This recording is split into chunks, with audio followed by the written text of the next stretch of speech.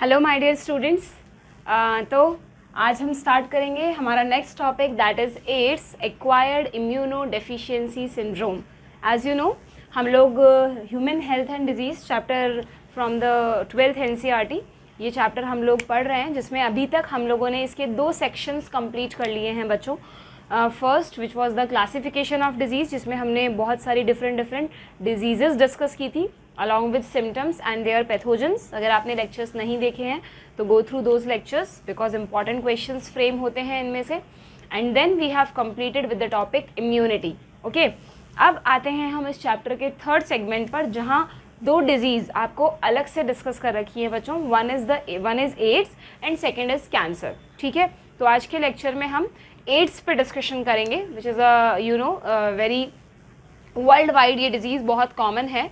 और आपके एनसीईआरटी में स्टार्टिंग में ही ये स्टेटमेंट दे रखा है कि 1981 में जो फर्स्ट केस इसका यूएसए में रिपोर्टेड था, 1981 में जब फर्स्ट केस पता चला एड्स का, उसके बाद अब तक millions of people have died from this disease. ठीक है, और सबसे इम्पॉर्टेंट बात एड्स से रिलेटेड कि लोगों में एड्स से रिलेटेड बहुत सारे मिसकंसेप्शंस भी होते हैं, जिसकी वजह से अगर किसी पर्सन को एड्स हो जाता है तो उसे सोसाइटी से आइसोलेट कर दिया जाता है, ये सोच के कि अगर हम उसके साथ रहेंगे, उसके साथ खाना खाएंगे, उससे हाथ मिलाएंगे, हैंडशेक करेंगे तो हमें भी वो डिजीज़ हो जाएगी। बट ऐसा बिल्कुल भी नहीं है।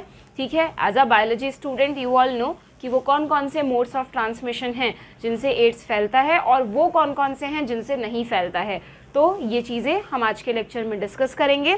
प्लस ये जो डिज़ीज़ है इसका जो पैथोजन है HIV, कई लोग तो एड्स डिजीज़ को ही HIV बोलते हैं। HIV is not a disease, HIV इसके पैथोजन का नाम है बच्चों, that is human immuno deficiency virus. ठीक है, तो HIV क्या है उसका स्ट्रक्चर भी हम शॉर्ट में डिस्कस करेंगे, किस तरह वो हमारी बॉडी में एंटर करने के बाद हमारी बॉडी पर अटैक करता है, कैसे पहले वो अपनी आर्मी क्रिएट करता है, बिल्कुल चुपचाप साइलेंटली हमारे इम्यून सिस्टम को भनक तक नहीं लगने देता कि हमारी बॉडी में HIV एंटर कर चुका है, और बहुत ही चुपचाप अपनी कॉपीज़ बनाता रहता है और अपनी बहुत बड़ी आर्मी क्रिएट कर लेता है। You know which cell is used as HIV factory? Yes, macrophages. अभी इम्यूनिटी में आप पढ़कर आए हैं। मैक्रोफेजेस कौन से टाइप के बैरियर्स हैं? हमारे cellular barrier, second line of defence का पार्ट है ना। यस, तो उन्हीं मैक्रोफेजेस में ये एंटर कर जाता है। और नॉर्मली आपको पता है कि जब कोई पैथोजन मैक्रोफेज में एंटर करता है तो मैक्रोफेज इम्यून सिस्टम को सिग्नल दे देता है कि भाई पैथोजन आ चुका है, फाइटिंग की तैयारी शुरू करो। बट इस केस में HIV में, एड्स में HIV पैथोजन मैक्रोफेजेस में जला जाता है, उन्हें पता नहीं लगने देता और बिना उन्हें डिस्ट्रॉय करे अपने आप को मल्टीप्लाई करता रहता है। और जब इसका नंबर बहुत ज़्यादा इंक्रीज हो जाता है इन मंथ्स और ईयर्स, तब ये अटैक करता है हमारी कौन सी सेल्स पर बच्चों? यू नो मैंने आपको सारे इम्यूनिटी में सारे सेल्स पढ़ाए थे, B सेल्स और T सेल्स। उनमें से T सेल्स में बताइए वो कौन सा सब टाइप था जो सेल मीडिएटेड इम्यूनिटी को भी स्टिमुलेट करता है और ह्यूमोरल इम्यूनिटी को भी स्टिमुलेट करता है? Yes, you all know that is helper T cells, है ना। तो हमारी जो हेल्पर T सेल्स होती हैं, जिनको हम TH सेल्स भी लिखते हैं, ये हमारी दोनों इम्यूनिटी के लिए रिस्पॉन्सिबल है, क्योंकि ये किलर सेल्स को भी स्टिमुलेट करती हैं to fight with pathogens by secreting perforins, और ये हमारी ह्यूमोरल इम्यूनिटी को भी स्टिमुलेट करती हैं B सेल्स को एंटीबॉडीज़ प्रोड्यूस करने के लिए। तो बड़ा ही स्मार्ट वायरस है ये HIV। ये चुपचाप अपनी आर्मी क्रिएट करके सबसे पहले इन्हीं सेल्स पर अटैक करता है, हेल्पर T सेल्स को अपना टारगेट बनाता है, और तब अटैक करता है जब इसका नंबर बहुत हाई हो चुका होता है। तो there will be a sudden reduction in helper T lymphocytes. Sudden reduction होता है, बॉडी के इम्यून सिस्टम को टाइम ही नहीं मिलता उसको ये फाइट करने का या हेल्पर T सेल्स को रेडी होने का कि ये इनको सिग्नल दे, उससे पहले तो इनका नंबर कम होना स्टार्ट हो जाता है। और आपको पता है अगर इनका नंबर कम होगा और अगर पर्सन की दोनों इम्यूनिटी रिड्यूस हो जाएंगी तो क्या होगा बच्चों? Ultimately the person will be immuno deficient, है ना। तो इस डिजीज़ का नाम रखा गया है acquired immuno deficiency syndrome. Immuno deficiency word क्यों आया वो तो मैंने आपको बता ही दिया। सिंड्रोम वर्ड क्यों आ रहा है? You all no, biology students हैं, आपको पता होगा कि सिंड्रोम हम कभी भी यूज़ करते हैं when there is a group of symptoms. कोई एक स्पेसिफिक सिम्टम ना होकर, जैसे pneumonia is a disease not a syndrome, क्योंकि वहाँ पर रेस्पिरेटरी सिस्टम से रिलेटेड सिम्टम्स होंगे, ठीक है। या फिर कोई भी आपने जो और डिजीज़ पढ़ी, कॉलेरा, टेटनस, इंटेस्टाइनल डिजीज़ हैं, तो वो डिजीज़ हैं। बट सिंड्रोम वर्ड हम कब यूज़ करते हैं, जैसे आपने क्रोमोजोमल डिसऑर्डर्स में पढ़ा था ना, डाउन सिंड्रोम, क्लाइनफेल्टर सिंड्रोम, जहाँ एक पर्टिकुलर ऑर्गन पर अटैक नहीं हो रहा है बल्कि बॉडी के ओवरऑल सिस्टम में कहीं ना कहीं प्रॉब्लम्स आ रही हैं, so there will be a group of symptom, ठीक है।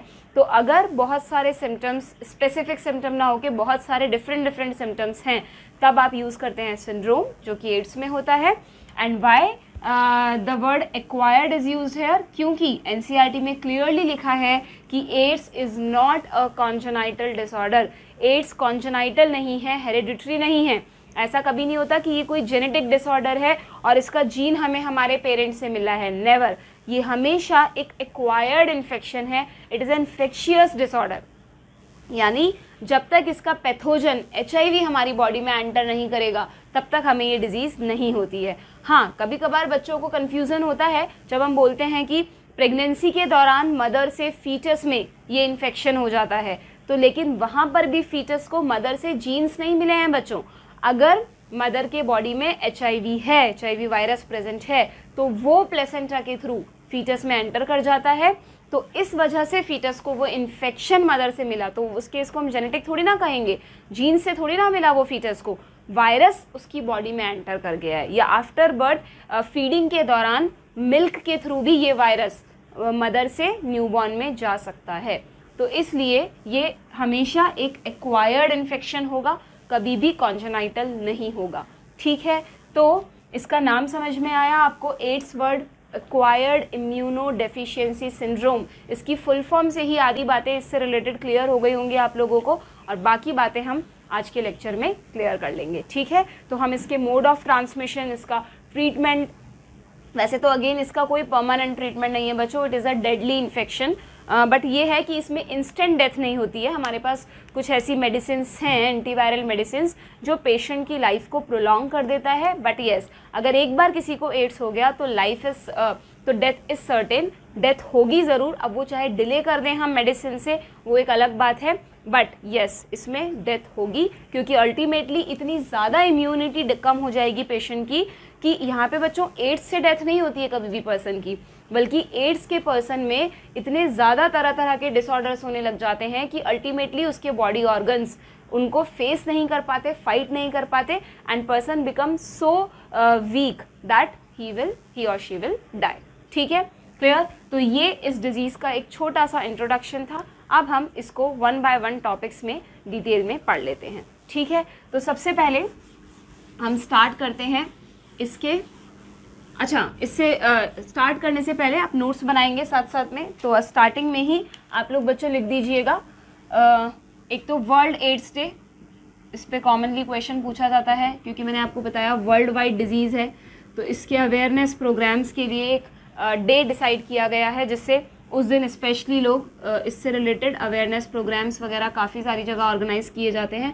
दैट इज़ 1 दिसंबर, कभी कभार नीट में पूछ लिया जाता है, दैट्स वाई आप इसको लिख लीजिएगा, ठीक है।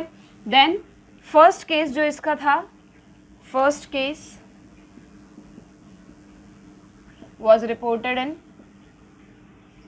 ये भी पूछ लिया जाता है, एनसीईआरटी में दे रखा है, इन 1981 इन यूएसए, ठीक है, क्लियर। और उसके बाद तो इस डिजीज़ के कई सारे केसेस बढ़ते गए और million of people have died till now due to this disease, ठीक है।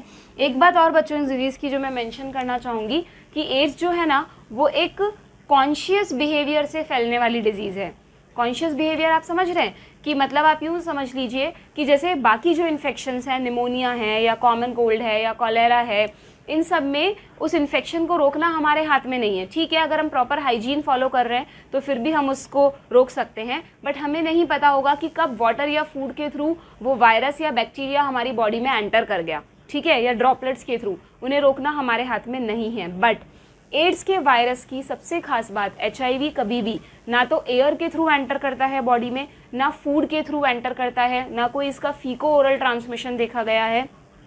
इसका जो मोड ऑफ ट्रांसमिशन है, you all know AIDS is a sexually transmitted disease, तो ये सेक्सुअल मोड ऑफ ट्रांसमिशन से फैलता है, प्लस ब्लड टू ब्लड भी इसका ट्रांसमिशन होता है। यानी अगर किसी इन्फेक्टेड पर्सन के ब्लड के कांटेक्ट में हमारा ब्लड आ जाए, ठीक है, स्किन अगर आ रही है उसके ब्लड के कांटेक्ट में तो कुछ नहीं होगा, अगर हमारा ब्लड उसके ब्लड के कांटेक्ट में आ जाए तब ही ये हमारी बॉडी में एंटर कर सकेगा। इंटैक्ट स्किन से या ओरली या एयर के थ्रू ये बॉडी में एंटर नहीं करता। So it spread by conscious behaviour. तो अगर लोगों में बहुत ज़्यादा अवेयरनेस होगी इस डिज़ीज़ की, if every and each person will know about the disease, तो इसके मीन्स ऑफ स्प्रेड को कम्प्लीटली ख़त्म किया जा सकता है और ये डिज़ीज़ एकदम ख़त्म हो जाएगी वर्ल्ड से। बट अगर सब लोग कॉन्शियसली बिहेव करें तो, जो कि नहीं करते हैं। ठीक है, क्लियर। अभी हम डिस्कस करेंगे इसके मोड ऑफ ट्रांसमिशन में, मेरे दिमाग में क्लिक किया था, so I have told you just. ठीक है, तो फर्स्ट केस आपने लिख लिया इसका, it was reported in 1981 in USA. और जैसा कि नाम से पता चल रहा है, क्या है ये बच्चों, ये डिजीज,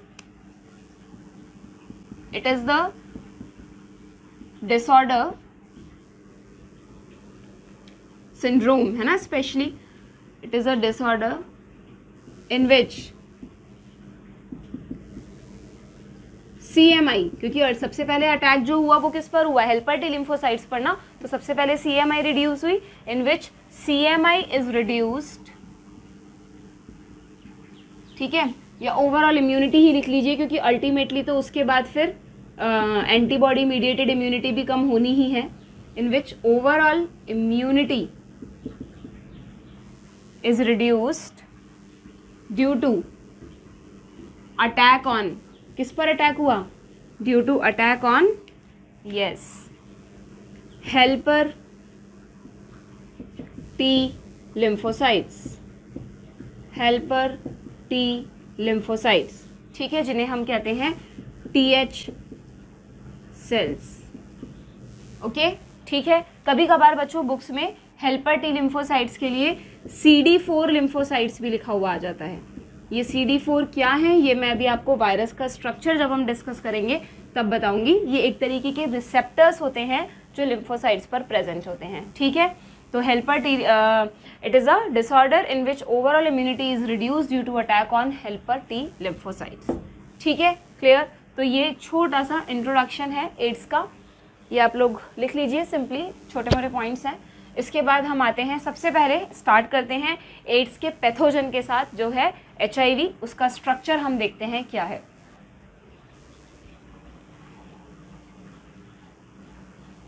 ठीक है, चलिए, तो सबसे पहले फर्स्ट हेडिंग, पैथोजन और कॉजेटिव ऑर्गेनिज्म। कौन है, HIV। फुल फॉर्म आप सब लोगों को पता ही है इसका, पैथोजन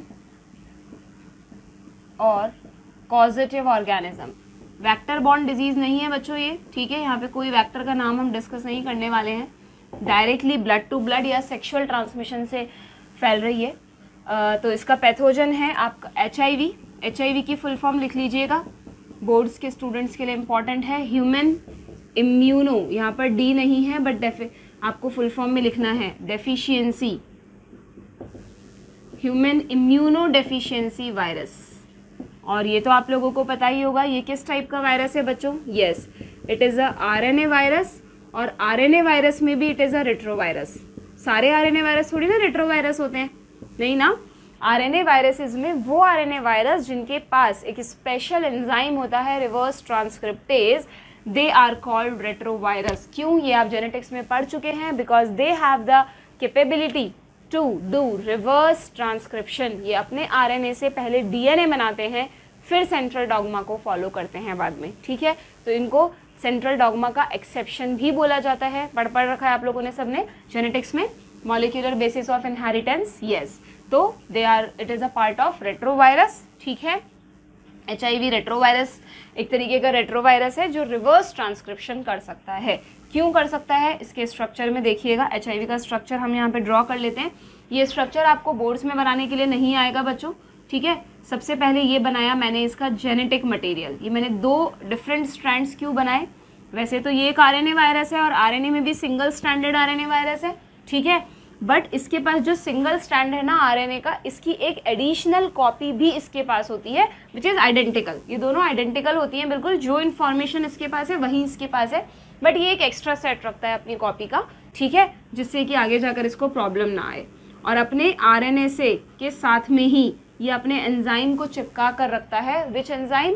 रिवर्स ट्रांसक्रिप्टेज। यही इसकी सबसे बड़ी पावर है, जिसके थ्रू ये हमारी सेल में एंटर करेगा और खुद के RNA से क्या बनाएगा? DNA बनाएगा। तभी तो ये हमारी सेल में इंसर्ट करेगा अपने जेनेटिक मटेरियल को। भाई हम तो DNA, हमारा जेनेटिक मटेरियल तो DNA है ना। अगर इसके पास RNA है और ये हमारी सेल में खुद के RNA को भेजता है, तो इसका RNA कहाँ जाकर अटैच होगा? हमारी सेल में तो DNA है, इसलिए RNA से पहले DNA बनाना इसके लिए ज़रूरी है, ठीक है। इस रिवर्स ट्रांसक्रिप्टेज के अलावा कुछ एडिशनल एंजाइम्स भी इसके पास होते हैं, इंटीग्रेज, प्रोटीएज, उन सब के नाम अभी हम लिखेंगे बाद में, ठीक है। अच्छा, अब ये जो इसका जेनेटिक मटेरियल है, अब मैं इसके चारों तरफ सेल मेम्ब्रेन बना दूँ ना। सेल मेम्ब्रेन बनाएंगे क्या? ये वायरस है बच्चों, वायरस में सेल मेम्ब्रेन कहाँ से आएगा? Virus is a cellular organism, ठीक है। वायरस के पास सेल नहीं होता, साइटोप्लाज्म नहीं होता, हाँ उसके पास जेनेटिक मटेरियल ज़रूर होता है, ठीक है। और इस जेनेटिक मटेरियल को कोट करते हुए चारों तरफ किसकी लेयर होती है बच्चों? आप लोग पढ़ चुके हैं, yes, it has a layer of protein, protein coat, है ना। वायरसेस को क्या कहा जाता है? न्यूक्लियोप्रोटीन्स कहा जाता है। पढ़ रखा है आप लोगों ने 11th स्टैंडर्ड में, बेसिक्स हैं। बेसिक्स भूल जाएंगे तो आगे की कोई चीज़ समझ में नहीं आएगी। इसके पास डबल प्रोटीन कोट होता है ना। देखो, दो इसके पास RNA है, प्रोटीन कोट भी डबल है। ये इनर प्रोटीन कोट है इसका, और ये इसके चारों तरफ एक आउटर प्रोटीन कोट है इसके पास, ठीक है। ये इसका आउटर प्रोटीन कोट हो गया, जो लगभग सर्कुलर फॉर्म दे देता है इसको, ठीक है, क्लियर। ये सारे इसके मॉलिक्यूल हो गए प्रोटीन्स के, 2 प्रोटीन कोट हो गए। अभी भी इसको अपने प्रोटेक्शन पर डाउट है, इसको लगता है यार अभी भी बहुत स्मार्ट वायरस है ना ये, तो इसने अपने प्रोटेक्शन के लिए फिर से 2 प्रोटीन कोट के बाहर एक और एडिशनल एनवेलप बना रखा है। देखिए, ये इसका एडिशनल एनवेलप है। उस एडिशनल एनवेलप में भी फिर से डबल लेयर्स हैं, 1 और ये 2। ये बनी होती है लिपिड्स की, ये लिपिड बाइलेयर हो गई, ठीक है, जिसको वायरल एनवेलप भी कहा जाता है। और इन वायरल एनवेलप पे इस तरीके के स्पाइक्स कहा जाता है इनको। स्पाइक्स की फॉर्म में बच्चों ग्लाइकोप्रोटीन्स के मॉलिक्यूल प्रेजेंट होते हैं चारों तरफ, ठीक है। ये डायग्राम नीट में जस्ट आइडेंटिफाई या लेबल करने के लिए आ सकता है, बोर्ड्स में तो पूछा नहीं जाएगा आपसे, because not given in NCERT, but इसके स्ट्रक्चर को समझने के लिए, इसके मैकेनिज्म को समझने के लिए डायग्राम समझना ज़रूरी है, इसलिए मैंने यहाँ पे बनाया है, ठीक है। इसको लेबल कर लेते हैं हम।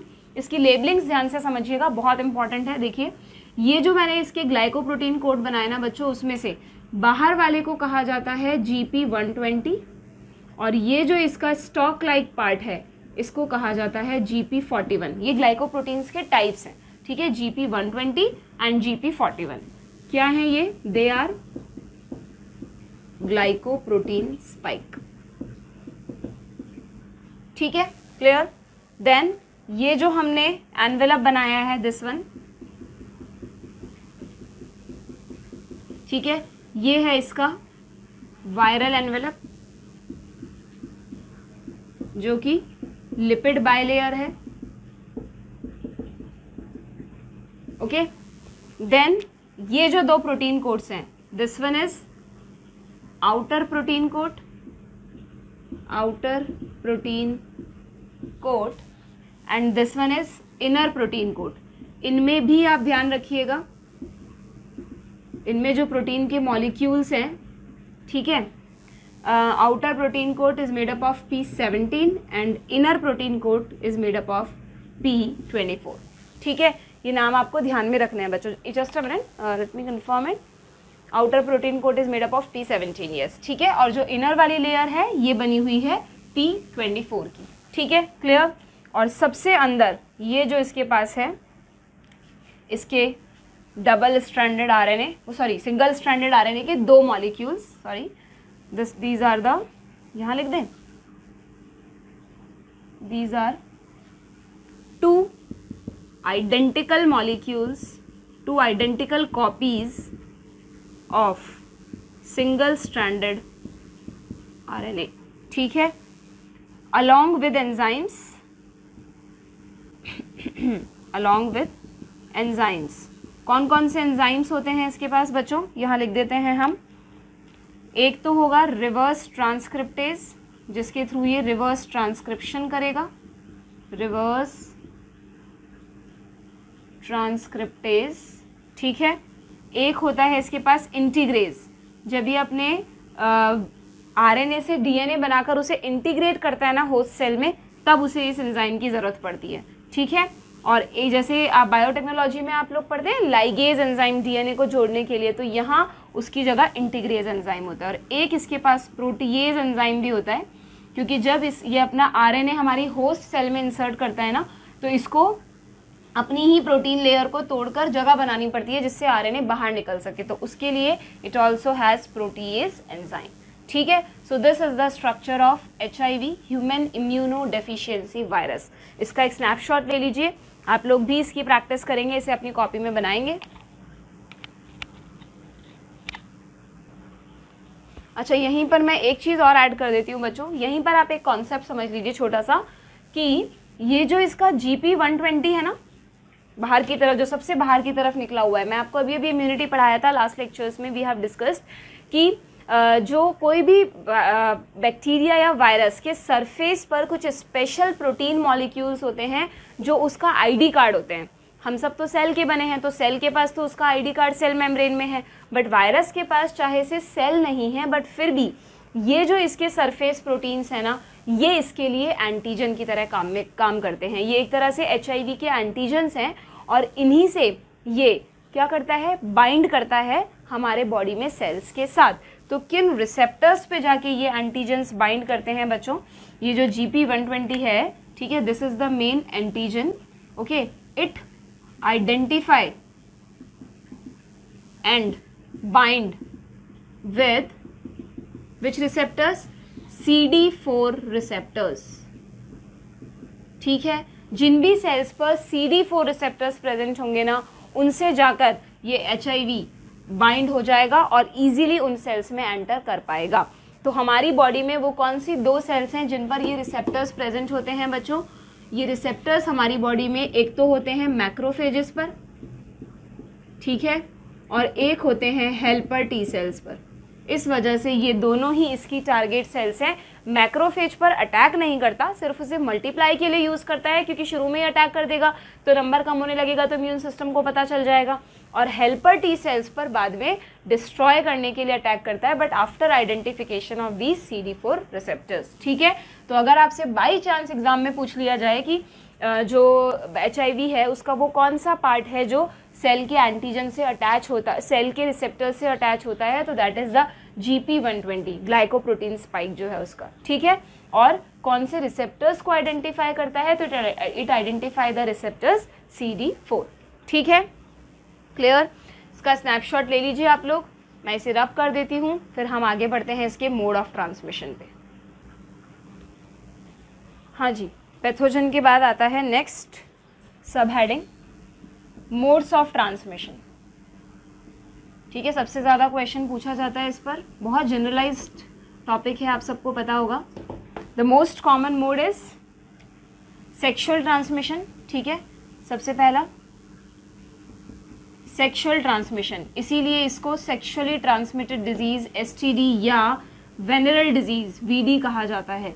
आप लोगों ने पढ़ा था चैप्टर 4 में रिप्रोडक्टिव हेल्थ में कि एड्स और हेपेटाइटिस B ये दोनों STDs हैं, सेक्सुअली ट्रांसमिट होती हैं, बट ये दोनों RTI नहीं है, रिप्रोडक्टिव ट्रैक इन्फेक्शन नहीं है।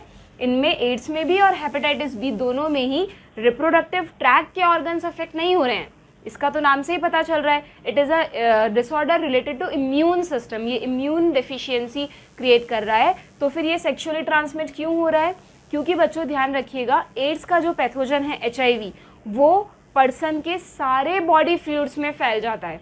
अगर किसी पर्सन में HIV एंटर कर जाए तो पर्सन के बॉडी में जितने भी फ्लूइड्स हैं, नॉट ओनली ब्लड, उसके जो भी टिश्यू फ्लूइड्स हैं, सलाइवा है, या जैसे मैंने कहा कि आफ्टर बर्थ मतलब फीडिंग मदर में मिल्क है, उसमें भी इसका वायरस प्रेजेंट होगा, including sexual fluids, vaginal fluids हैं, सीमेन है, इन सभी में ये वायरस प्रेजेंट होता है, ठीक है। तो चाहे से ये उस पर्टिकुलर ऑर्गन पे कोई इफेक्ट नहीं डाल रहा, बट क्योंकि ये उन फ्लूइड्स में प्रेजेंट है, तो अगर वो फ्लूइड्स किसी दूसरे पर्सन की बॉडी में एंटर कर जाते हैं, वो फ्लूइड्स है ना, फ्लूइड स्किन के कांटेक्ट पे आएगा तब नहीं फैलेगा ये, मैंने कहा ना कॉन्शियस बिहेवियर से फैलता है, अनकॉन्शियसली नहीं फैलता ये।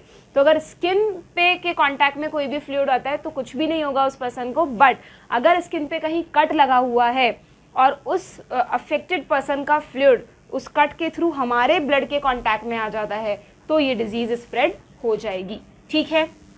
तो sexual transmission that is via copulation, ठीक है, it is spread.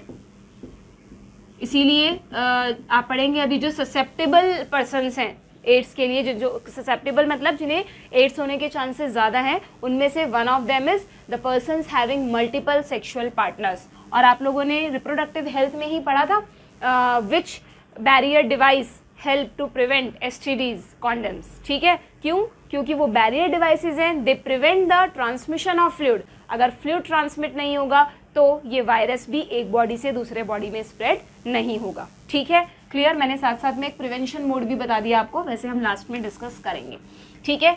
Sexual transmission के अलावा ये तो मोस्ट कॉमन मोड है ही इसका, इसके अलावा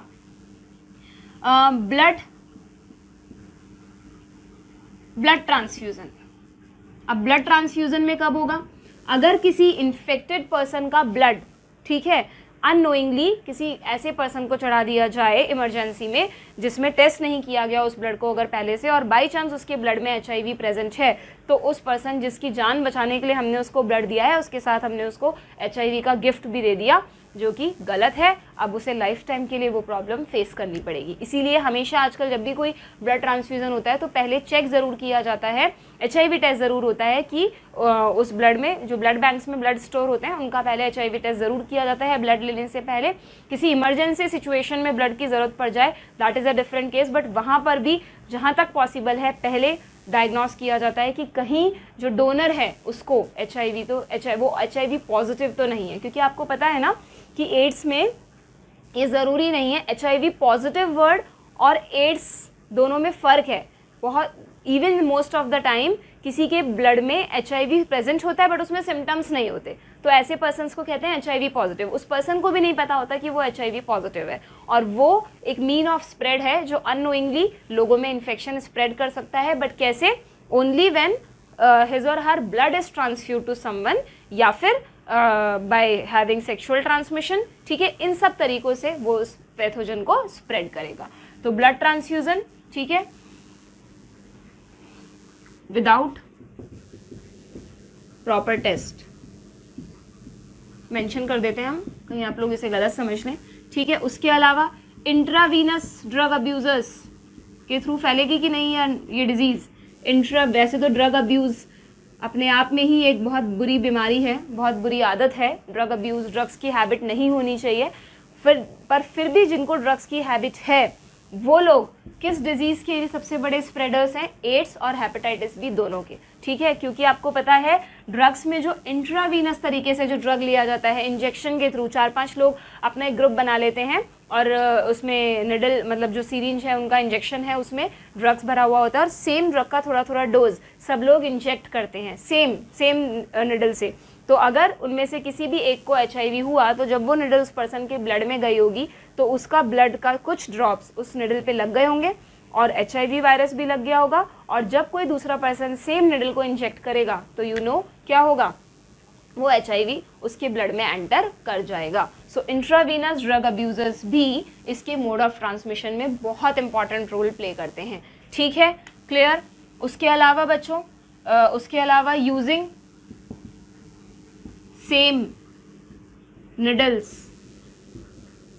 और रेजर्स, है ना, इसीलिए जो जनरली वैसे तो ठीक, चलो जो रेजर्स है, मान लीजिए शेविंग किट कोई कॉमनली एक दूसरे से शेयर कर रहा है, तो शेविंग किट में जो रेजर्स यूज़ कर रहे हैं, मान लीजिए किसी पर्सन को HIV है, उसको नहीं पता है कि वो HIV पॉजिटिव है, और शेव करते वक्त रेजर पे उसके ब्लड का कुछ उसको कट लगा और ब्लड का ड्रॉप उस ब्लेड पर लग गया। अब अगर सेम ब्लेड दूसरे पर्सन ने यूज़ किया तो क्या होगा? दूसरे पर्सन में भी अगेन अगर कोई कट नहीं लगता है तो ही इज़ सेफ, बट अगर उस रेजर पर जो ब्लड HIV लगा हुआ है अगर दूसरे पर्सन का भी कट लग जाए बाई चांस शेव करते वक्त, तो क्या होगा? वो HIV उस कट के थ्रू उसके ब्लड में चला जाएगा and it will enter into the body. हालांकि इस तरह के चांसेस बहुत कम हैं कि फर्स्ट पर्सन के भी कट लगे फिर सेकंड के भी कट लगे, बट स्टिल क्योंकि ये एक मोड ऑफ ट्रांसमिशन है तो इसलिए इस तरह की चीज़ें कंप्लीटली अवॉइड होनी चाहिए। ठीक है, सेम निडल्स आपको पता है, इसीलिए आजकल हॉस्पिटल्स में पहले के टाइम में ना हॉस्पिटल्स में metal needle and syringe use करते थे, मेटल के इंस्ट्रूमेंट्स होते थे और उन्हीं में इंजेक्शन भर भर के जब बहुत ज़्यादा लोड होता था तो सेम इंजेक्शन लोगों को लगाए जाते थे। उसकी वजह से HIV बहुत तेज़ी से स्प्रेड हुआ, तो इसीलिए now all the metal needles are replaced by disposable syringe. आप लोग भी ध्यान रखिएगा, आप लोगों की जनरल नॉलेज के लिए है कि अगर कभी भी आप कहीं पर कोई इमरजेंसी में हैं या मतलब कि मान लीजिए किसी ऐसे हेल्थ केयर सेंटर पे जहाँ आपको लग रहा है कि सही से रूल्स फॉलो नहीं होते हैं, तो जो भी सिरिंज आपके लगाई जा रही है वो आपके सामने ही वो पैकेट खुलना चाहिए, वो डिस्पोजेबल सिरिंज होनी चाहिए और वो यूज़ नहीं होनी चाहिए। आप कह सकते हैं कि आप फ्रेश सिरिंज हमारे सामने खोलिए और फिर ही हमें इंजेक्शन दीजिए। ठीक है, यूज सिरिंज बिल्कुल भी नहीं होनी चाहिए। यूजिंग सेम निडल्स और यू में से सिरिंज, ठीक है, रेजर्स, सर्जिकल इंस्ट्रूमेंट्स, अगर बिना स्टरलाइजेशन के सर्जिकल इंस्ट्रूमेंट्स को एक पर्सन से दूसरे पर्सन में यूज़ कर दिया जाए तो भी HIV का स्प्रेड होगा। ब्लड टू ब्लड कांटेक्ट हो गया, ठीक है, क्लियर। तो ये भी चीज़ अवॉइड करनी है। और एक मैंने आपको बताया from pregnant women to fetus, है ना, बाय प्लेसेंटा। प्लेसेंटा को HIV क्रॉस कर सकता है, अगर मदर में है तो प्लेसेंटा को क्रॉस करके फीटस में भी चला जाएगा। बस इसके लिए एक अच्छी बात यह है बच्चों कि वैसे तो एड्स का कोई बहुत पावरफुल वैक्सीन हमारे पास नहीं है, वरना सबको लगा दिया जाता और ये डिजीज़ भी अब तक इरेडिकेट हो जाती। बट येस, ऐसा देखा गया है कि अगर किसी प्रेग्नेंट लेडी को में डायग्नोस होती है ये डिजीज़, आजकल इसीलिए प्रेगनेंसी स्टार्ट होने के बाद HIV टेस्ट ज़रूर किया जाता है। तो अगर ये डायग्नोस होता है कि उनको एड्स है तो या वो HIV पॉजिटिव हैं तो कुछ वैक्सीन्स ऐसे बना लिए गए हैं जो फीटस को टाइम टू टाइम दिए जाते हैं और वो वैक्सीन्स HIV को मल्टीप्लाई नहीं करने देते हैं फीटस की बॉडी में, और जब फीटस बॉर्न होता है तो वो सेफ होता है और उसको वो डिजीज़ नहीं होती है। इसीलिए प्रेगनेंसी में अगर ये पता चल जाए कि HIV पॉजिटिव है आफ्टर, वैसे तो जो HIV पॉजिटिव हैं they have to avoid the pregnancy, ठीक है, बट प्रेगनेंसी के बाद अगर ये पता चलता है तो उन वैक्सीन से फीटस को एटलीस्ट इस डिजीज़ से बचाया जा सकता है। ठीक है, clear, from pregnant women to fetus and from mothers milk to newborn. ठीक है, क्लियर। और एक चीज़ ध्यान रखिएगा कि जैसे मैंने आपको कहा ना फ्लूइड्स में होता है ये, तो बच्चों के दिमाग में एक और डाउट आता है कि मैम ये सलाइवा में भी तो प्रेजेंट होता है, तो अगर सलाइवा में है तो फिर तो सलाइवा टू सलाइवा भी इसका ट्रांसमिशन होता है क्या? तो नहीं बच्चों, सलाइवा टू सलाइवा, क्योंकि ओरल रूट में HIV यहाँ पर जो जब सलाइवा टू सलाइवा ये जा रहा है तो वो क्यों नहीं स्प्रेड होगा। जैसे मान लीजिए अगर एक मिसकंसेप्शन होता है कि जिसको एड्स है उस पर्सन के साथ अगर हम खाना खा रहे हैं तो हमें भी कॉमन यूटेंसिल यूज़ कर रहे हैं, तो मान लीजिए उसका सलाइवा उसके हाथ पे लगा, वो जो खाना है उस पर लगा और दूसरे पर्सन ने उसे खाया तो उसके बॉडी में भी चला जाएगा। बट नो, ऐसा नहीं होता है। हाँ, सलाइवा अगर ब्लड के कांटेक्ट में आ जाए तो फिर ये ज़रूर उसको इन्फेक्शन कर सकता है। जैसे कि मान लीजिए डेंटिस्ट हैं, ठीक है, और वो किसी HIV पॉजिटिव पर्सन का ट्रीटमेंट कर रहे हैं, ठीक है, तो अगर he is following all the precaution, gloves वगैरह पहने हुए हैं, तो सलाइवा में अगर HIV है तो उनको कुछ भी नहीं होगा।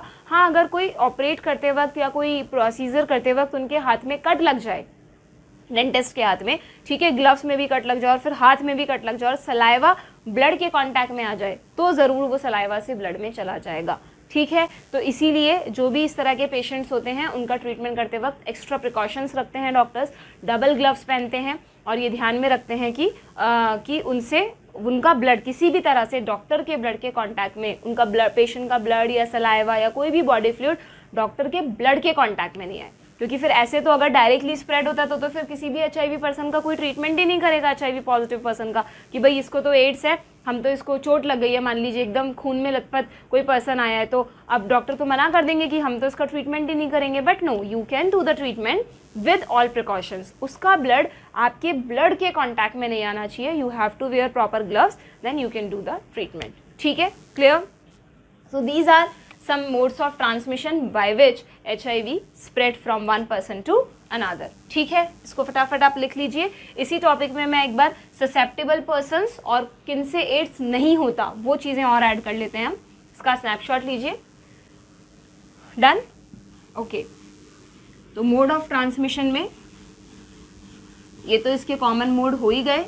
इसके अलावा अगर कोई एक दो पॉइंट बाई चांस मुझसे रह गया है, मैंने समझा दिया और लिखना रह गया तो आप ऐड कर लीजिएगा. ठीक है, इसमें एक ससेप्टेबल पर्सन्स और लिख लीजिए. कौन कौन से एड्स के लिए ससेप्टेबल पर्सन्स हैं? ठीक है, एक तो persons with multiple sexual partners, because they don't know कि किसी को HIV अगर हुआ तो कॉपुलेशन के थ्रू वो वायरस उनमें भी एंटर कर जाएगा. Second, persons require repeated blood transfusion. यहाँ बेचारे कुछ नहीं कर सकते हैं. अगर किसी को ऐसा डिसऑर्डर है जहाँ उसको बार बार ब्लड की ज़रूरत पड़ती है और इमरजेंसी में कोई बिना टेस्ट का ब्लड अगर ट्रांसफ्यूज़ करना पड़ा तो उस केस में HIV इसका ट्रांसमिशन हो सकता है. ठीक है, वो कौन से पर्सन्स, कौन से डिसऑर्डर्स हैं बच्चों जिनमें फ्रिक्वेंटली ब्लड की ज़रूरत पड़ती है? You know, sickle cell anaemia, thalassaemia. NEET में आता है, बहुत इंपॉर्टेंट क्वेश्चन बनता है. Which disorders, persons with which disorders are more susceptible to AIDS. तो उसमें आपको ये ऑप्शंस में मिलेंगे, ध्यान रखिएगा. ठीक है, क्लियर. पर्सन्स और उसके अलावा इंट्रावीनस ड्रग अब्यूजर्स. जितने भी इंट्रावेनस ड्रग अब्यूजर्स हैं they are very very susceptible to this disease. ठीक है, क्लियर. एंड देन इसी में हम लास्ट में एक नोट डाल के लिख देते हैं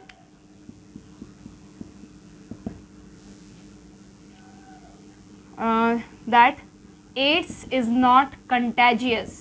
एड्स कंटेजियस नहीं है, छूने से नहीं फैलता है. जो लोगों में मिसकंसेप्शन होता है कि अगर किसी पर्सन को एड्स हो गया तो फिर उसे सोसाइटी से आइसोलेट कर दिया जाता है, जो मैं आपको शुरू में कह रही थी, क्योंकि उन्हें लगता है कि अगर हम इसके साथ रहेंगे तो ये डिजीज़ हमें भी हो जाएगी. तो ऐसा बिल्कुल भी नहीं है, वो डिजीज़ आपको नहीं होगी. क्यों?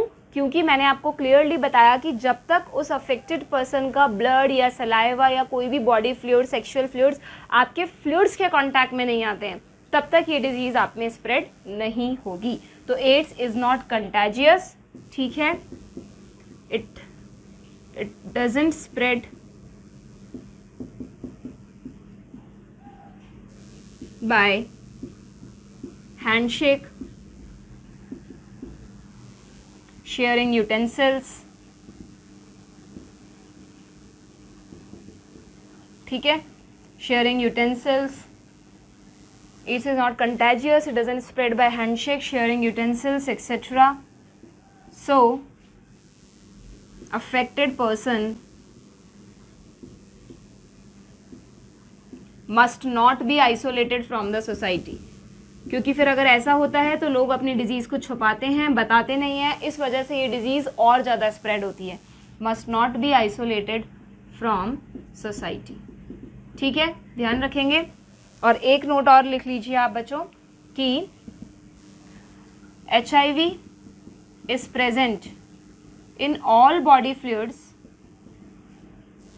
इन all body fluids. You are able to see ना? HIV is present in all body fluids, जैसे कि saliva, milk, blood, semen, vaginal fluids, सभी में होता है. ठीक है, HIV is present in all body fluids but it will not spread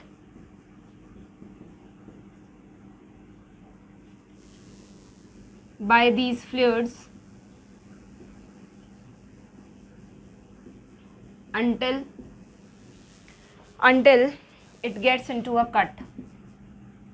ठीक है, जब तक कोई कट नहीं लग जाता है उसके थ्रू, मतलब ये until ये फ्लूइड हमारे किसी कट के कांटेक्ट में नहीं आने चाहिए. इनमें से कोई भी फ्लूइड अगर किसी कट के कांटेक्ट में आया, यानी ब्लड के कांटेक्ट में आया, तो ही वो स्प्रेड होगा, अदरवाइज नहीं होगा. ठीक है, clear. So this is the information regarding mode of transmission. हाँ जी बच्चों, तो मोड ऑफ ट्रांसमिशन नोट कर लिया आप लोगों ने। चलिए अब आते हैं हम, अब आपको ये समझ में आ गया एड्स होता किससे है, HIV से। फैलता कैसे है बॉडी में, दैट यू हैव अंडरस्टूड। अब हम बात करते हैं कि अब अगर इनमें से किसी भी मोड ऑफ ट्रांसमिशन से ये हमारी बॉडी में एंटर कर जाएगा तो ये करेगा क्या बॉडी में आकर, ठीक है। What is the pathophysiology, body में किस तरह से डैमेज करेगा या क्या करेगा। तो सबसे पहले मैंने आपको बताया कि कभी भी ये बॉडी में एंटर करने के बाद सीधा अटैक नहीं करता है, पहले ये अपनी आर्मी क्रिएट करता है, ठीक है। और आर्मी क्रिएट करने के लिए सबसे पहले किस में एंटर करेगा बच्चों, ये एंटर करेगा मैक्रोफेजेस में, ठीक है। तो पैथोफिजियोलॉजी में HIV enters into body and enters into macrophage लिख देते हैं हम सीधा, enters into macrophages to use them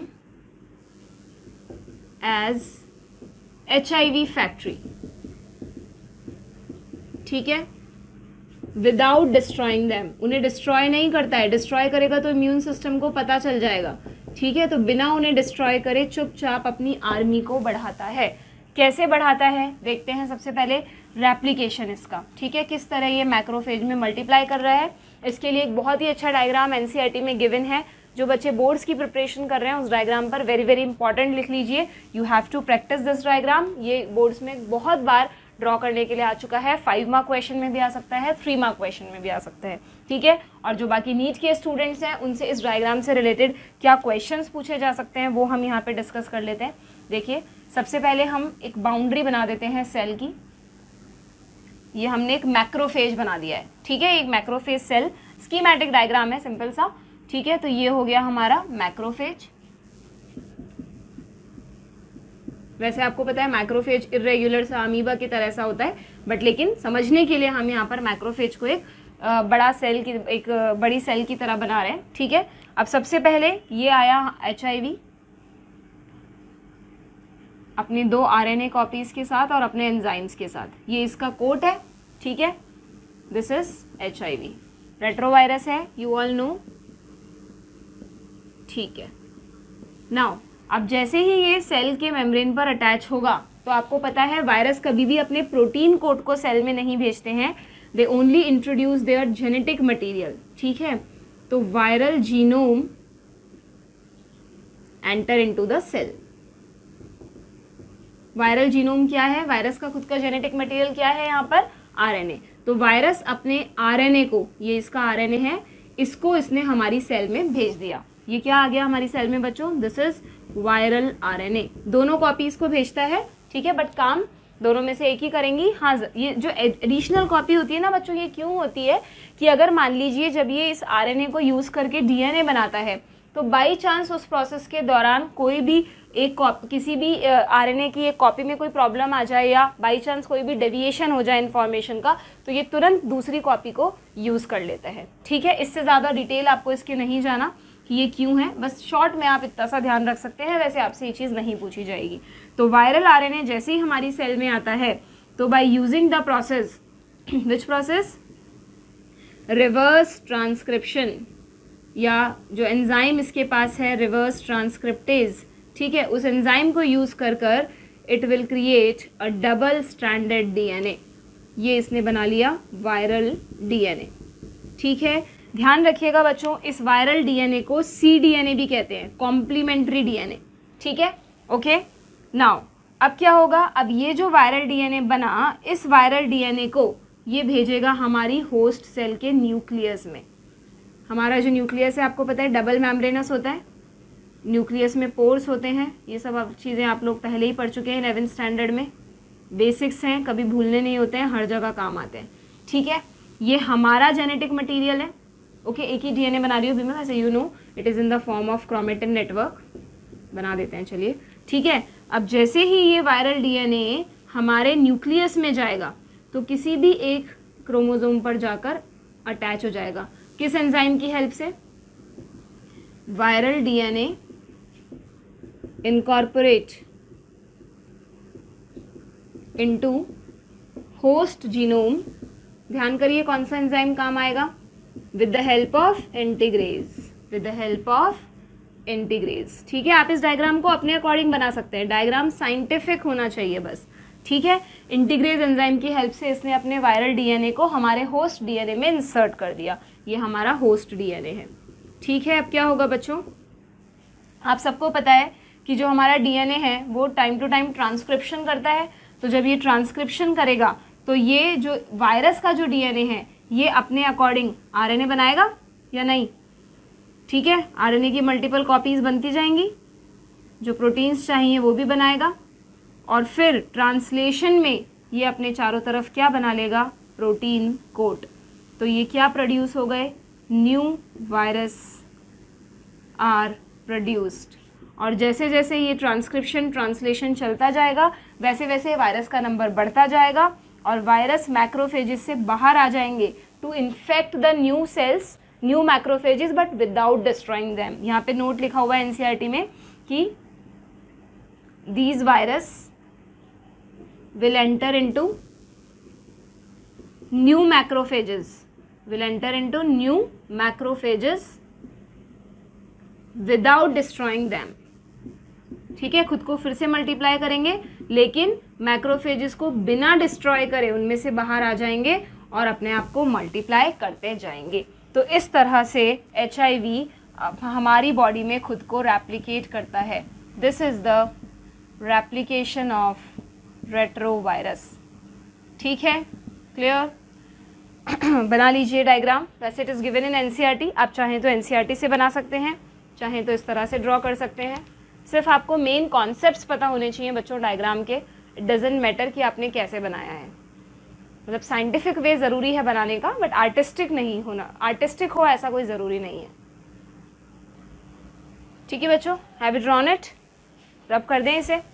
चलिए, नाउ पैथोफिजियोलॉजी समझ में आ गई आपको, मतलब ये रेप्लिकेशन है रेट्रोवायरस का। अब जब ये अपना नंबर काफ़ी ज़्यादा अमाउंट में इंक्रीज कर लेता है, now it start to attack on T helper cells, जिसकी वजह से पर्सन की इम्यूनिटी कम होने लगती है। That is the time of symptoms start to appear. अब सिम्टम्स आने लग जाएंगे और आपको पता है इन्फेक्शन जब होता है तब से लेकर जब सिम्टम्स फर्स्ट टाइम अपीयर होते हैं उसको हम कहते हैं इंक्यूबेशन पीरियड। ठीक है, तो इसका इंक्यूबेशन पीरियड क्या है बच्चों, सिम्टम्स में लिख लेते हैं हम लोग। इंक्यूबेशन पीरियड है एड्स का, फिक्स नहीं होता है कोई, एनसीईआरटी में लिखा है it very from few months to many years. ठीक है, तो few months to many years, वो मैनी ईयर्स 5 to 10 ईयर्स कुछ भी हो सकता है। सोचिए 5 से 10 साल तक तो पता ही नहीं चला कि बॉडी में ये मल्टीप्लाई कर रहा था।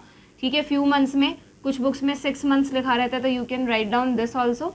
Otherwise few months to many years is the incubation period for this HIV। ठीक है, देन सिम्टम्स में क्या क्या सिम्टम्स आएंगे बच्चों यहाँ पर, कोई भी इसके नो स्पेसिफिक सिम्टम्स, कोई स्पेसिफिक सिम्टम्स नहीं है, नो स्पेसिफिक सिम्टम्स। ठीक है, कोई पर्टिकुलर ऑर्गन से रिलेटेड डिजीज़ तो है नहीं ये। ठीक है, तो जो जनरलाइज सिम्टम्स हैं उनमें क्या होता है देखिएगा, रिपीटेड, आपके एनसीईआरटी में एक वर्ड लिखा है, the patient will suffer from repeated bouts of fever, या यहाँ पे पहले हम ऐसा लिखते हैं बच्चों, रुकिए, after increasing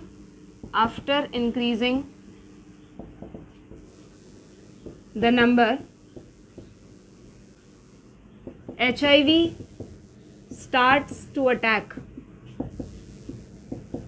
on T helper cells, ठीक है, and cause significant reduction, ये थोड़ा थ्योरेटिकल टॉपिक है बच्चों, तो यहाँ पर नोट्स मेकिंग ज़्यादा इंपॉर्टेंट है, बाकी जो चीज़ों के कॉन्सेप्ट्स हैं वो तो मैं आपको बताते ही जा रही हूँ। cause significant reduction in number of cells lead to, अब ये जो रिडक्शन हुआ इसकी वजह से क्या होगा देखिएगा, इसकी वजह से क्या क्या सिम्टम्स आएंगे बॉडी में, there will be repeated bouts of fever, बार बार फीवर आएगा पर्सन को। ठीक है, लॉस ऑफ वेट, यहाँ पर लॉस ऑफ वेट होता है, sudden unexplained loss of weight, पता नहीं चलता पर्सन का वेट क्यों लॉस हुए जा रहा है, person will become weak and weak, ठीक है। Repeated bouts of fever, loss of weight and appetite, loss of weight and appetite, ठीक है।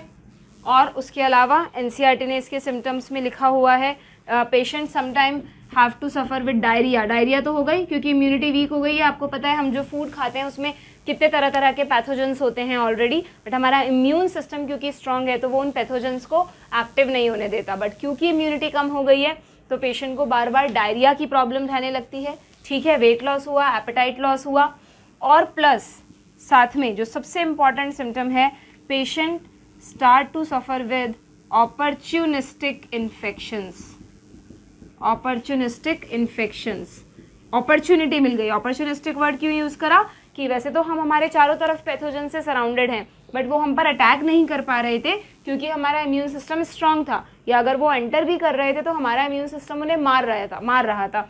बट अभी क्या हुआ, क्योंकि इम्यूनिटी वीक हो गई है, पेशेंट की डेफिशिएंट हो गई है, तो इसलिए अब उसको तरह तरह के इन्फेक्शंस होने लग जाएंगे। तो वो जो भी एड्स के पर्सन को इन्फेक्शंस होते हैं ना बच्चों, उनको कहा जाता है ऑपर्चुनिस्टिक इन्फेक्शंस। तो वो कौन कौन से इन्फेक्शंस हैं जनरली, जैसे माइकोबैक्टीरियल इन्फेक्शंस हो जाते हैं पेशेंट को, जस्ट अ मिनट,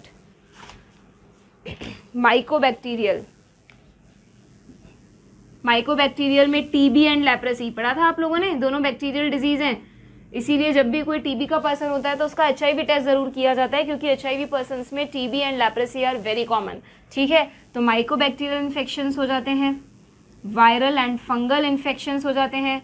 फंगल में आपको ध्यान है, मैंने आपको बताया था एक candidiasis, viral infections, fungal infections. Fungal infections में अगेन कोई कैंडिडाइसिस का पेशेंट होता है तो उसका भी एचआईवी टेस्ट ज़रूर किया जाता है, ठीक है। या इंटेस्टाइनल इन्फेक्शंस, एनसीईआरटी में लिखा है कि एक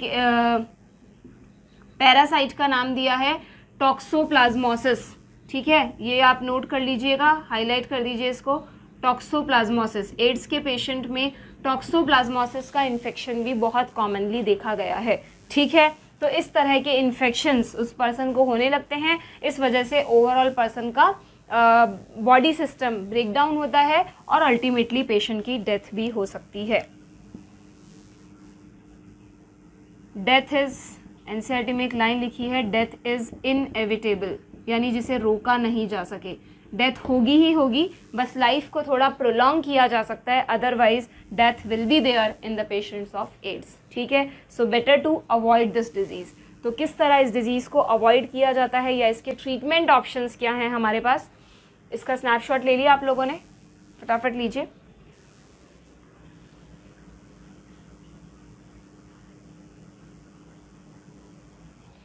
ठीक है, रब कर दें इसे, okay.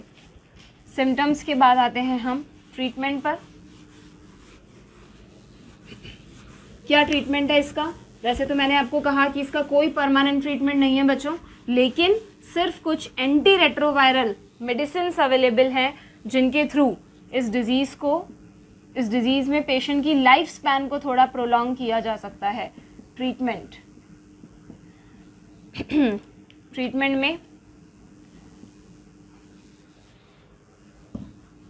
no permanent treatment, no permanent cure is available, no permanent cure is available,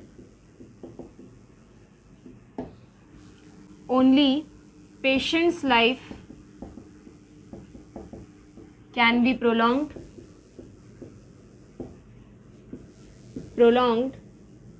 by using, कौन सी मेडिसिन देंगे यहाँ पर? गलती से एंटीबायोटिक तो नहीं लिख देंगे, बैक्टीरियल डिजीज थोड़ी ना है ये। Only patients life can be prolong by using anti retroviral therapy या ड्रग्स।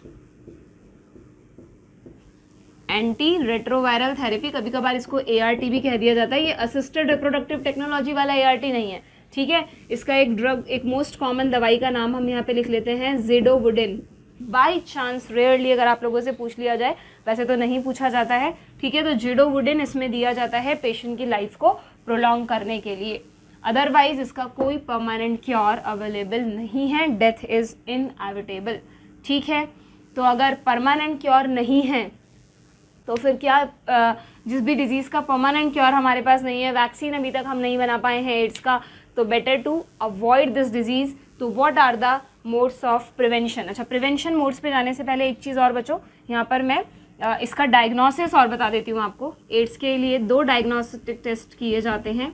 एक तो आपको पता ही है, दैट इज़ एलिजा टेस्ट, है ना, पढ़ा सुना है आप लोगों ने इसके बारे में। एलिजा की फुल फॉर्म होती है एंजाइम लिंक्ड इम्यूनो सॉर्बेंट असे। ठीक है, पहले इस टेस्ट की बहुत डिटेल्स पढ़ाई जाती थी प्रीवियस जब ये कोर्स में इंक्लूडेड था। अब सिर्फ इसका नाम पूछा जाता है, फुल फॉर्म आपको बोर्ड्स के लिए ध्यान में रखना है। आपकी नॉलेज के लिए मैं शॉर्ट में बता देती हूँ कि इस टेस्ट में होता क्या है, इसका नाम समझिएगा। इसमें एक एंजाइम मीडिएटेड रिएक्शन करवा के देखी जाती है। It is enzyme link test. Immuno word हम इसलिए यूज़ कर रहे हैं क्योंकि इम्यूनिटी से रिलेटेड यानी एंटीजन एंटीबॉडी मॉलिक्यूल्स को यहाँ आइडेंटिफाई किया जाता है। सॉर्बेंट यानी एंटीजन और एंटीबॉडी एक दूसरे की सरफेस पर एब्जॉर्ब हो जाते हैं, that's why we are using the word sorbent. और ऐसे वर्ड का मतलब होता है डायग्नोसिस टेस्ट। ठीक है, तो एक्चुअली में इसमें होता क्या है बच्चों, एलिजा टेस्ट में, कि जो भी पेशेंट का ब्लड सैंपल हमने लिया, तो अगर पेशेंट के ब्लड में HIV प्रेजेंट है तो HIV के एंटीजन्स होंगे कि नहीं, GP120 हमने बात की थी। ठीक है, तो अगर ये पेशेंट का ब्लड सैंपल है और इसमें अगर HIV के एंटीजन्स प्रेजेंट हैं, तो इसमें क्या करते हैं, मैं बहुत ही शॉर्ट में आपको ये टेस्ट का मेथड बता रही हूँ। तो इसमें ना एंटीबॉडीज़ ऐड कर दी जाती हैं। एंटीबॉडीज़ हमने लेबोरेटरी में ऑलरेडी डेवलप करके रख रखी हैं। ठीक है, तो अगर एंटीजन प्रेजेंट है तो जो एंटीबॉडीज़ हमने ऐड की है वो जाके इससे बाइंड होंगी या नहीं, सेम एंटीजन अपनी एंटीबॉडी से बाइंड होता है। ठीक है, फिर क्या करते हैं, अगर एंटीजन एंटीबॉडी कॉम्प्लेक्स बना है तो फिर इसमें ऐड किया जाता है एक एंजाइम कॉन्जुगेटेड एंटीबॉडीज़। एक और दोबारा से एक एंटीबॉडी की लेयर इसमें मतलब इंट्रोड्यूस की जाती है जो एंजाइम से लिंक्ड होती हैं। ठीक है, तो वो जो एंजाइम लिंक्ड एंटीबॉडीज़ होती हैं ना, वो जाकर इनके साथ दोबारा से लेयर बनाती हैं। और अगर ये लेयर बनती है तो फिर यहाँ पे कलर चेंज के मैकेनिज्म से ये आइडेंटिफाई किया जाता है कि पेशेंट के ब्लड में एंटीजन्स हैं या नहीं। ठीक है, जो भी स्पेसिफिक इसका वे होता है कि ये कलर आएगा तो क्या है, कितना % चांसेस हैं कि एड्स है, कलर का शेड क्या है डिफरेंट, तो उस तरीके से ये आइडेंटिफाई किया जाता है कि येस पेशेंट के ब्लड में एंटीजन है। बट कभी कभार इस एलिजा टेस्ट में फॉल्स रिजल्ट्स भी आ जाते हैं, मतलब ऐसा लगता है कि टेस्ट पॉजिटिव आता है लेकिन एक्चुअली पॉजिटिव होता नहीं है। तो इसीलिए जब भी किसी पर्सन का एलिजा टेस्ट पॉजिटिव आता है तो उसे कंफर्म करने के लिए बच्चों एक टेस्ट और किया जाता है। ठीक है, ये आपको सबको कुछ बनाना नहीं है, सिर्फ मैंने आपको समझाने के लिए बताया था जिससे आप फुल फॉर्म याद रख सकें। तो कंफर्म करने के लिए अगर नीट में आपसे पूछा जाए which is the confirmatory test for AIDS, तो that is the western blot test, confirmatory test. ठीक है, बाई चांस अगर पूछा जाएगा तो सिर्फ आपको नाम, इसकी डिटेल्स में आपको बिल्कुल भी नहीं जाना है। So these are 2 diagnostic test for the diagnosis of AIDS. ठीक है बच्चों, देन लास्ट में आते हैं हम इसके प्रिवेंशन पर, क्योंकि इसका ट्रीटमेंट तो है नहीं, तो फिर एक ही तरीका है इस डिजीज़ को स्टॉप करने का, एरेडिकेट करने का, दैट इज़ प्रिवेंशन। ठीक है, तो लास्ट में हम लिख लेते हैं इसके प्रिवेंशन। मैं सारे मोड्स ऑफ प्रिवेंशन नहीं लिखूंगी क्योंकि अगर आपको ट्रांसमिशन मोड पता है तो आप अपने आप प्रिवेंशन मोड भी उसके बता सकते हैं। थोड़ा सा आइडिया दे देती हूँ मैं इसके बारे में आप लोगों को। ठीक है, सबसे पहले तो आप एक स्टेटमेंट लिखेंगे, AIDS spread only by conscious behaviour. अगर सारे हॉस्पिटल्स में बिल्कुल स्ट्रिक्टली ब्लड ट्रांसफ्यूजन से पहले ब्लड को चेक किया जाए, मेटल सिरिंजेस जो कि अब यूज़ नहीं होती हैं, बट डिस्पोजेबल सिरिंज को भी रिपीटेडली यूज़ ना किया जाए। ठीक है, और वाइल हैविंग द सेक्शुअल, मतलब क्योंकि ये सेक्शुअली ट्रांसमिटेड होता है, तो while having the copulation, condom जो भी बैरियर डिवाइसेज हैं अगर वो प्रॉपरली यूज़ की जाएँ तो फिर एड्स। इंट्रावीनस ड्रग अब्यूज़ है, ड्रग अब्यूज़ की हैबिट ही वैसे तो अवॉइड करनी चाहिए, बट उसमें भी ड्रग्स में इंट्रावेनस ड्रग्स तो कम्प्लीटली अवॉइडेड। तो अगर इस तरीके का behaviour overall world wide use किया जाए तो ये डिजीज़ अपने आप धीरे धीरे ख़त्म हो जाएगी। ठीक है, तो AIDS spread only by conscious behaviour. So it can be easily prevented. ठीक है, कैसे प्रिवेंट होती है, इसके मोड्स क्या हैं अलग अलग, अभी अभी जो मैंने बोले उनको आप पॉइंट नोट डाउन कर लेंगे। यहाँ पे मैं सारे लिख नहीं रही हूँ, वही avoid the use of avoid the company with intravenous drug abusers. ठीक है, always use disposable syringes and needles, never share the razors and other surgical instruments from one patient to another. ठीक है, ये सारे पॉइंट्स आप इसमें add on कर लेंगे। और प्लस उसके अलावा एड्स एक तो कॉन्शियस बिहेवियर से फैल रहा है, तो जो भी इसके एक इसमें आपको ऑर्गेनाइजेशन का नाम दिया है बच्चों, यहाँ पर एड्स के प्रिवेंशन के लिए अवेयरनेस प्रोग्राम्स बहुत ज़रूरी हैं। Awareness programmes are conducted by, कौन कंडक्ट करता है इसके अवेयरनेस प्रोग्राम्स? मेनली नाको, एक ऑर्गेनाइजेशन है जिसका नाम आपको ध्यान रखना है इंडिया में, नेशनल एड्स कंट्रोल ऑर्गेनाइजेशन। ठीक है, इसका नाम कभी कभार नीट में पूछ लिया जाता है, so you have to remember this. और इसका जो सिंबल है वो है बच्चों रेड रिबन, है ना, आपने देखा होगा कई बार एड्स का कोई भी ऐड आता है तो उसमें इस तरह से एक रेड रिबन बना हुआ आता है, तो that is the symbol of NACO. ठीक है, that is National AIDS Control Organisation. And उसके अलावा जो दूसरे जो NGOs वगैरह हैं वो तो करते ही हैं इस तरह के programmes, but this is the authorised organisation. ठीक है, क्लियर? तो ये एड्स के मोड, बस प्रिवेंशन मोड लिखने की ज़रूरत नहीं है ना, आप लिख लेंगे ना अपने आप, मोड्स ऑफ ट्रांसमिशन से ही लिखते जाइएगा तो आपको अपने आप समझ में आ जाएगा। Okay, so this is about this disease AIDS, that is acquired immuno deficiency syndrome. अब आप इसको एक बार दोबारा से नोट्स को रिवाइज करिए, मल्टीपल चॉइस क्वेश्चंस की प्रैक्टिस कीजिए। ठीक है, और फिर हम स्टार्ट करेंगे नेक्स्ट लेक्चर में, नेक्स्ट डिजीज़ जो है आपकी दैट इज़ कैंसर। ओके।